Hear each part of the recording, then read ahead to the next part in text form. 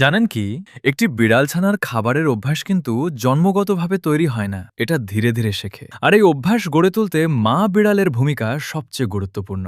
বিড়াল ছানারা সাধারণত সেই ধরনের খাবারই খেতে শেখে যেগুলোর সঙ্গে তাদের মা ছোটবেলা থেকেই পরিচয় করিয়ে দেয়। কোনো নির্দিষ্ট খাবারের সঙ্গে তাদের পরিচয় না হয়, বড় হওয়ার পর নিজের থেকে সেই খাবার খেতে তারা অনেক সময় আগ্রহ দেখায় না। যদি একটি বিড়াল ছানা একেবারে ছোটবেলা থেকেই আপনার কাছে বড় হয়, তাহলে সে আপনাকেই তার মা হিসেবে ভাবতে পারে। আর যেহেতু সে মানুষের ভাষা বুঝতে পারে না, তাই নতুন খাবারে অভ্যস্ত করার সবচেয়ে ভালো উপায় হলো ছোটবেলা থেকেই ধীরে ধীরে বিভিন্ন স্বাদ ও ধরনের খাবারের সঙ্গে পরিচয় করিয়ে দেওয়া। শুধু খাবারই নয়, একটি বিড়াল ছানার সামাজিক আচরণ গড়ে তুলতেও মা বিড়ালের ভূমিকা অনেক বড়। যেসব বিড়াল ছানা তাদের মায়ের সঙ্গে বড় হওয়ার সুযোগ পায় না, তারা অনেক সময় ক্যাট ইলিটারেট হয়ে যায়, অর্থাৎ তারা বিড়ালদের স্বাভাবিক ভাষা আর সামাজিক নিয়ম ঠিকভাবে শিখতে পারে না। সাধারণত একটি মা বিড়ালের অন্তত ৩ থেকে ৬ মাস পর্যন্ত তার বাচ্চাদের লালন পালন করা প্রয়োজন। এই সময়ের মধ্যেই বিড়াল ছানারা শেখে অন্য বিড়ালের সঙ্গে কিভাবে যোগাযোগ করতে হয় আর বিড়াল সমাজের নিয়মকানুন কিভাবে মেনে চলতে হয়। কিন্তু যদি মাত্র